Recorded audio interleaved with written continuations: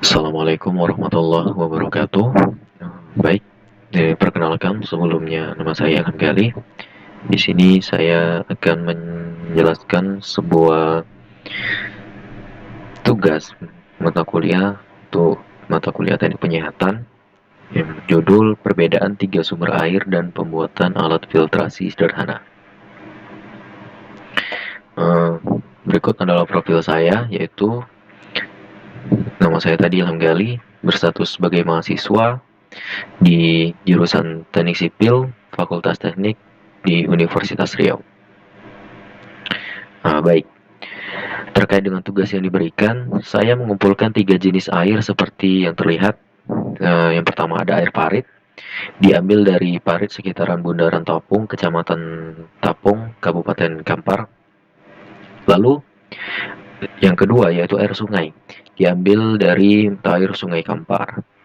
Lalu yang ketiga yaitu air tanah, diambil dari sumur bor. Dari ketiga jenis sampel air yang dikumpulkan, berdasarkan pengamatan visual, kualitas air terburuk terdapat pada air sungai. Karena warnanya bisa kita lihat yaitu lebih keruh dibandingkan dua jenis mata air yang lain. Dan juga kondisi airnya dengan warna keruh seperti ini disebabkan karena sudah tercemarnya air sungai oleh limbah rumah tangga dan juga buangan limbah pabrik dan limbah-limbah yang lainnya.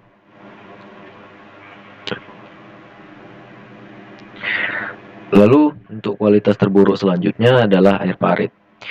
Berdasarkan pengamatan, aromanya lebih menyengat dibanding air sungai maupun air tanah, meskipun warna airnya lebih jernih. Aroma tidak sedap yang dihasilkan air parit disebabkan karena air tercemar oleh buangan limbah rumah tangga, industri kecil, dan tumpukan sampah yang menggenangi sekitaran parit. Lalu, air tanah berada pada urutan terakhir kualitas air terburuk karena aroma dan warna yang dihasilkan lebih baik dibandingkan dengan kedua jenis air sebelumnya.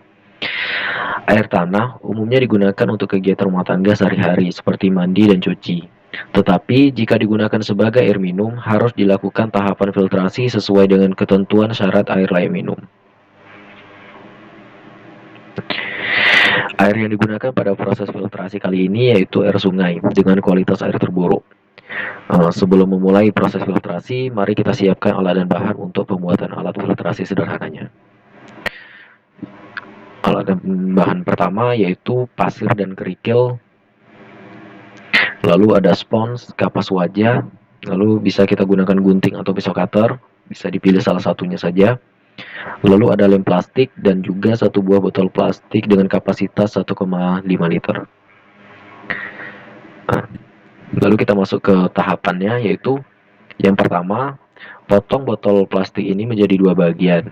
Lebih tepatnya, kali ini saya memotongnya di seperempat bagian bawah botol. Lalu kita potong spons mengikuti bentuk silinder botolnya agar lebih rapi. Bisa digunakan pisau cutter saja. Kalau menggunakan gunting mungkin karena potongannya akan lebih besar di luar area cetakan. Lalu setelah potongan spons tadi jadi, kita masukkan ke dalam botol, masukkan terus sampai ke bagian atas tutup botol, karena itu akan kita jadikan sebagai bagian bawahnya. Lalu selanjutnya masukkan kapas wajah ke dalam botol. Untuk tebal lapisannya sendiri, kapas wajah saya buat lebih tebal dibandingkan lapisan yang lain. Lalu yang selanjutnya memasukkan pasir. Pasirnya saya tidak masukkan terlalu banyak karena ditakutkan akan mempengaruhi warna air yang dihasilkan setelah proses filtrasi. Apalagi pasir yang saya gunakan ini bisa dibilang bukan pasir putih yang kering, karena terkendala kondisi cuaca juga saat ini sulit untuk mendapatkan pasir kering. Lalu yang terakhir yaitu memasukkan kerikil ke dalam botol. Kerikil yang saya gunakan kali ini yaitu kerikil dengan kegunaan ya yang saya dapatkan dari proyek pembangunan gedung di sekitaran tempat tinggal saya sekarang. Lalu setelah semua lapisan tadi jadi, dilem bagian dasar botol tadi dengan bagian atas botolnya menggunakan lem plastik. Nah, setelah jadi, maka selanjutnya yaitu proses filtrasi yang bisa kita lakukan menggunakan air sungai. Setelah itu, beginilah hasil akhirnya. Itu air sungai menjadi lebih jernih setelah proses filtrasi dilangsungkan.